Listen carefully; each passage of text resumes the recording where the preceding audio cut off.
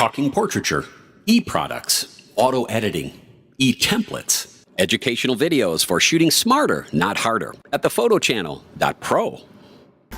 So are you comfortable with the whole idea of the white point setting in your camera is kind of equal to the color temperature of your light yet?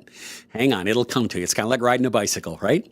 Let's say that we have a light source that's 5500 degrees K and it has 0 lb shift, and we really like this light source. We can set the white balance of our camera to 5500 degrees K and we're going to get nice neutral colors.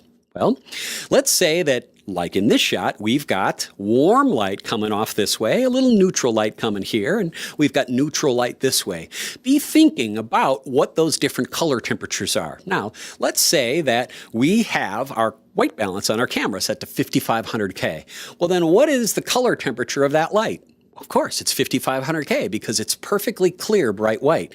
But look at what happens when it comes down this way. It gets warmer, doesn't it? That's right. What's the color of light in that spot, the color temperature? Sure, it's lower than 5500 K, isn't it? Yeah, right there is about 4800 K. Well, look at over here on the side of my face. It's a little warmer this way, really warm this way. And then I've got another light that's neutral over here, and I've got a fill light up this way too. Be thinking how you want to sculpt your light when it comes to color, and then make it happen the way you want it. You got to be thinking there's a faster way, right? Than all this guess and check with the gels? Well, there is.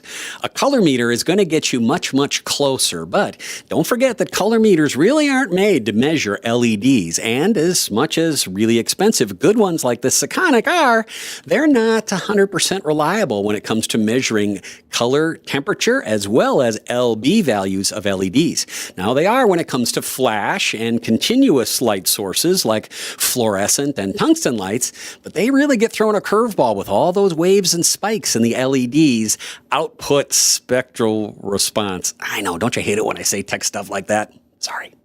Now, you also need to realize that when you start going into auto white balance, you can set up a shot just like this, and depending on what camera you have and how your camera picks up its white balance data, it might jump around all over the place. So those folks that use white balance all the time in auto mode might want to take a look at one of the other white balances. We call them static white balances. One last thing. There are a lot of good uses for custom white balance, and in the DSLR world, I tend to use custom white balance a lot. I do find as I move into mirrorless cameras, I don't need custom white balance as much as we did before.